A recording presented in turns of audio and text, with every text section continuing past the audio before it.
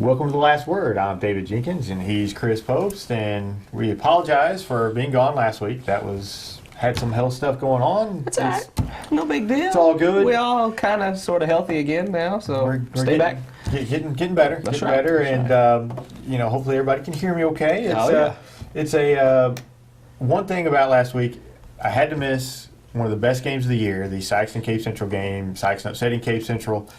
You were there.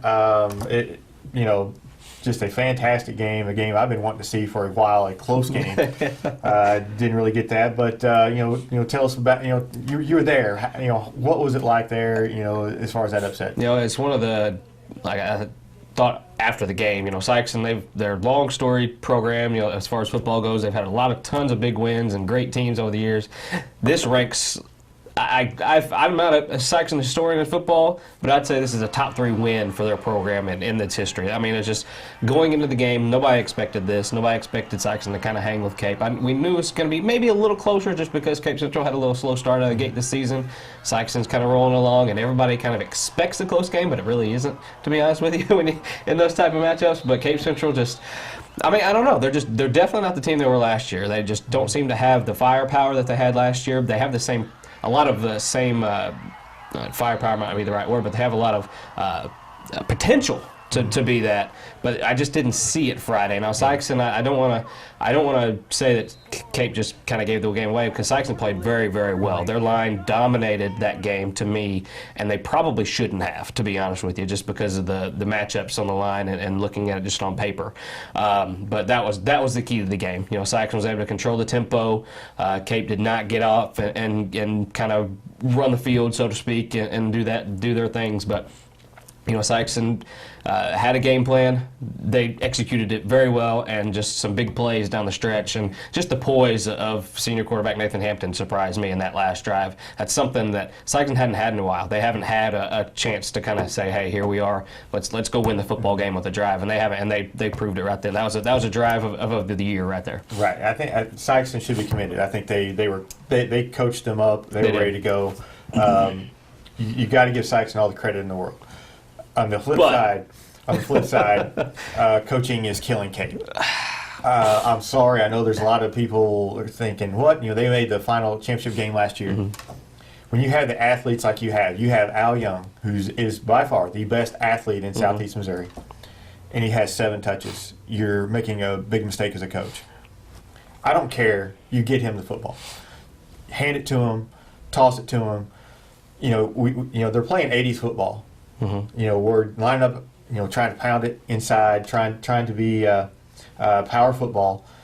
You got speed, get it to the outside, run some spread, do something. Get your playmakers the ball, get Chisholm on the outside, get your playmakers the ball. They're not doing that, and if they continue this, they're going to lose some other games. I got them losing to Poplar Bluff this week because they continue to run this power football style. I agree with you. I was a little surprised at how kind of pedestrian their offense was, to be honest with you. I mean, I know they have weapons and they have potential, and playing power football, there's nothing wrong with playing power football at all if you have the right personnel. Right, and last year they did. Yeah. They had great offensive line, and they had a balance of that. Right, they had they had what you need. They had the big back. Now they're kind of searching for a running back and everything. Well, you shouldn't have to search for a running back. You have Al Young. Get him the ball. They got Al Young. I was impressed with the sophomore Aaron Harris, and I completely agree with you. I think we said that last time. Al Young, you got to find a way to get him the ball. You have to think of creative ways. If the conventional ways isn't working, you have to think of a way to get your best player the ball. It's no different than any in basketball, whatever. Your best pitcher pitches in the big games. Your best basketball player handles the ball in the last seconds. Your best football player has the most touches in the game, and I agree with you. I say they run a Lamar situation. Put them both in the backfield as quarterback, snap to either one of them. I mean, if you're able to do it, that's fine. I did like Aaron Harris, sophomore. That kid's a bruiser, man. He got going. He never really kind of broke off huge gains, but he was able to break tackles, run people over, and get yards that way, and that gave them some momentum, And he's a sophomore, so that didn't happen throughout the game. You could kind of tell they got a little tired and stuff like that, which happens. Quaychon Chisholm, quarterback. I thought early in the game he was going to be a big factor. He kind of lessened a little bit as the game went on as well, and they seemed to kind of disappear as the game went on. And when things got tough, they didn't really. Al Young stepped up with a big, huge return when Sikeston went up and stuff. But that's who you have to ride on. And I know you can't just concentrate on one player. But with Al Young, he has to be. Man, this is a high thing, but he has to be 80% of your offense. He just has to. He has to touch the football. Yeah. He is. I mean, he's that good. Every time he touches the ball, he has a chance to score. Yeah. You got to get him more than 7 touches, especially in a big game like this against Sikeston. You have to get him the football. Which brings us, to this week. We know, Sikeston will continue. They're playing Dexter. They're going to be heavy favorites against Dexter. I do not expect a letdown in this game. No, I no hook and ladder situations. Especially after last year, the hook and ladder. I expect Sikeston to run the hook and ladder on the very first play of the game. I really do. I think that'd be so funny. That's not Gibbs, though. That's not Gibbs. No, but I think Sikeston has very little trouble with Dexter. So let's talk about Cape. I mean, you talk about the SEMO North. We have Cape and Poplar Bluff coming. That's a huge game this week. It is. Could really kind of set the stage for the Poplar Bluff Sikeston game. What are your thoughts? I've already said I think Poplar Bluff gets them because I think Cape Central continues to run this power football style, which is not easy, but it's easier to defend against whenever you've got your guys running up the middle as opposed to trying to get your speedy guys on the outside. This is a huge game for Cape. This is a season kind of type game for Cape. I think a win here, you can kind of build your confidence a little bit and kind of get back on that track. You lose to Poplar Bluff here, and conference, I think, is out the window. District kind of has a different feel when going into that as well towards the end of the season. Poplar Bluff is rolling right now. They look really good. I've been riding that bandwagon for years. You have. I'll commend you. I'm looking pretty good I'll commend you now. You're finally, that Poplar Bluff's finally coming through for you. But, I look at the competition they played. They haven't really played. I think Farmington was supposed to be kind of a telltale game for them. I think we've learned a little bit more about Farmington than we did Poplar Bluff. Farmington's just not as good as maybe they were on paper going into that game. See, I think Farmington is good. I really do. I do think Farmington is a good team, but I'm not saying they're not as good as maybe people thought they were going into that game. Poplar Bluff, their quarterback is Francisco. Tristan Francisco. Tristan Francisco. They finally found that guy. That's the difference. He's Poplar Bluff's best athlete is getting the ball every snap. And he's making things happen. I mean, he's throwing the football. I mean, running. I mean, he's making things happen all over that field. And that's huge. Yeah. I mean, in today's game, I think you have to get your just keep harping on it. You got to get your best players the ball, and they're doing that. Yeah, and I'm agreeing with you. I think Poplar Bluff goes into Cape Central, wins that game. That's going to be a huge win for Poplar Bluff. I do, because I think there's still some people. Well, Poplar Bluff, they haven't played a really tough schedule. They go into Cape and beat Cape on their home field. That's a huge win for them. Yeah, and we talk about Farmington. Farmington will host Jackson now. Jackson's 0-3. They are not what people thought they were going to be. Their injuries are hitting them hard. I think they're down to their third-string quarterback, and that's tough when you're starting your third-string quarterback. They played a pretty good schedule, but their defense is just ran over. It is, especially late in games. And Farmington, I think Farmington's a good team. Farmington's playing home. I think Farmington beats Jackson. You could very well be right. Jackson going 0-4 to start the year. That's it's not what you normally hear. That's not really what you like to see out of Jackson, but I think they get off the slide. I do. I don't know why I'm picking this way. They're going on the road to Farmington. They're down to third-string quarterback. Maybe it's a little bit of a homer pick, but I just think it's time for Jackson to they've played some really tough teams. They played the defending champion battle. They played Vianney, who's very tough. And they had the game last week against Marquette. They kind of let that one slip away, and that attributes to just a young team. Injuries definitely hurt as far as that goes, but when you combine injuries and young team, it doesn't really spell a recipe for success.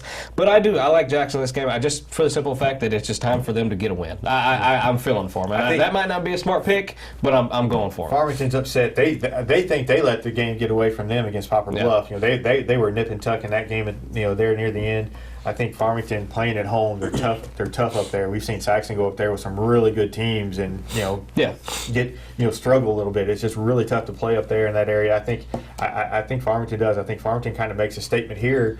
And who would have thought when the season started that the top teams in the would have been Farmington, Poplar Bluff, Sikeston, and Jackson and Cape Central were the ones that were kind of down. I think it's kind of a surprise. I think we. Starting the season, we thought that Cape obviously would be the top team just because of what they had from last year. We knew Jackson would be down a little bit. I don't think we knew they were going to be down this far. I didn't think that they would be definitely the team they were last year just because they lost so much. I mean, you can't duplicate that with just losing that much unless you're a Web but City I or never something would have like that. said, Jackson could go 0-3. I'd have been like, no, you're kidding. That SEMO North is going to be a booger last. But anyway, another interesting matchup for me, Jinx, is Hayti at East Prairie. I mean, I think that's Hayti is kind of a little bit. When I saw them against Charleston, their first string looked very good. They have a quarterback, they got a running back, they got a pretty decent defense as far as I go. Now they're saying that they did play Charleston, who's still kind of looking for some success, some identity, and stuff like that. East Prairie is rolling. To be honest, they haven't really played a lot of tough competition the first 2 weeks. Beat Scott City in overtime, and those two they always play close games. I don't know why that happens, but they just always seem to play close games. Those things are going to go down the wire whenever they play. Yeah, Hayti has been what they have been for the last several years. Their first string is just very talented, but you can't lose anybody. Yeah. And it's just the way it is in Hayti. Smaller school, just the way it is. They're going to be tough to stop. But East Prairie has been proven this year they're really tough to stop too. I know that's your bandwagon team. You jumped on them early. That is my team. I really like Brett Ellis. I think he's a very good leader for that team. He is a much better quarterback than I thought he was. I mean, I knew he was a good quarterback. But he's much better than I thought. I think this is going to be a shootout. I think these teams are going to go. It's going to go down the wire. I think East Prairie squeaks it out, because they're used to playing in these close games. And they are. Last week helps them win this week. They are, and I agree. I think East Prairie does win this game, and I mean, I don't get. They have Malden coming up next in week 5. That's a huge matchup for them because that's going to be a telltale sign for them. I'm kind of leaning towards maybe a trap game here. I don't think East Prairie kind of looks to the future as far as that goes, but I think they get the job done with Hayti, and that just gives them a springboard into that Malden. Let me warn you, don't be looking ahead of the future. Don't even worry about Malden yet. Hayti is going to be tough. When I took East Prairie, I was like, well, this is like the epitome of a trap game here because I got Malden next week, and I think people thought Hayti would beat Chaffee. I don't think people thought Hayti would absolutely embarrass Chaffee the way they did. And Hayti can score. They can score, and they can score quick. They can, and like I said, I like their first string a lot. I do, but I think East Prairie just might be just a little too much for them. All right, let's kind of hit the rest of these games real quick. Here we got Charleston at Crothersville, and Crothersville, I'm sorry, they have to be the best 0-3 team in Class 2. They're not going 0-4. No, they're going to take care of that situation. But you feel bad for them. They have played 2 tough games and came up short. They get their win this week. They get their win at home against Charleston. Chaffee travels over to Missouri's doormat in Fulton County, Kentucky, and Chaffee get to win. Fulton County will cure what ails you. If you're ever needing to win, you go over and you play Fulton County. I don't know. I hope that nobody has any connections with Fulton County, but it's just Missouri, the bad Missouri teams. I'm not saying Chaffee's bad, but I'm saying the less Missouri teams go over and they get a win. Pretty easy. Every single time. Historically. Sikeston at Dexter. We've already talked about that. I think the offensive line for Sykes is just going to overwhelm Dexter. They're going to roll there. I don't look for a letdown there. Sikeston at Dexter. Let's see. Confluence Prep at Kelly. Now, you talk about taking a step back. Kelly is a team that has taken maybe 2 steps back from last year. I don't see what's going on there. I think we're looking at this summer as maybe there's a lot more going on there than a little bit more. Yeah. Yeah. There's something not right because this is the same team that won 4 games last year. Bring everybody back and they look terrible. Yeah. I mean they just look absolutely terrible. Confluence Prep. They can't stop anybody. Confluence Prep ran all over them last year. Yeah. They're going to do it again this year. I agree. I'm going with Confluence Prep in that one. New Madrid travels to Kennett, who is now 3-0 after a big win over Caruthersville last week. Kennett, I think, good moves to 4-0. The Kennett Edward Wilsons will win. He has, I think, 12 touchdowns in 3 games. He's averaging 4 touchdowns a game. I mean, we knew he was going to be the key. Obviously, the key to beating them is stopping him, and New Madrid can't stop anybody. So Kennett rolls. That's the New Madrid. They got players, man. They just need to put it together. Yeah. Put it together. Malden travels to Scott City. I'm taking Malden in that one. Malden I don't think has lost much of a step from last year, to be honest with you, just from the scores that they had. Scott City doesn't like Malden, but Malden doesn't care. No. Malden will roll in that one. No. And everybody's favorite pick, Fredericktown at Perryville. I want to take Perryville. My goodness, my gut just kind of says maybe take the home team in this one, but I just can't. I got to go Fredericktown.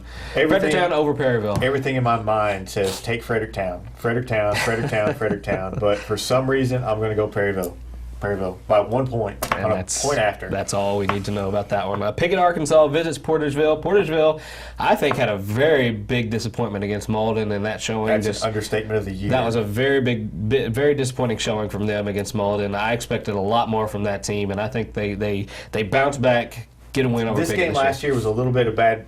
Pickett came back and rallied. There were some officiating issues and stuff in this game. I think the coach is going to have them Porterville ready to go. Coach Bullock, I don't think likes Pickett. I think he's going to have them ready to go. I think Porterville wins this game and gets them back. I agree. And in the last pick of the week, Jinx, you want to introduce this one? St. Vincent at Herculaneum in the Who Cares Bowl. There's a few Who Cares Bowls throughout the season. This is one of them. And this is one of them. And so I'll say St. Vincent only because they're listed first on this little thing here.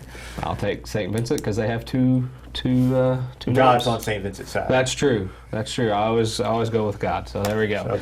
St. Vincent over Herculaneum and Jinx. This is the perfect picks. Okay. List right here. I don't think there's going to be any perfect picks. Just There's some tough games this week. Really tough games this week. Hey, it's going to be some fall football weather this week. Get out and enjoy some football. There's some good games out there this week. Not the St. Vincent Herculaneum, but there's some good games out there. Get out there, watch some games, and we'll see you out there. Get the ball, Al Young. Get it. Go get it. See you next week on Last Word.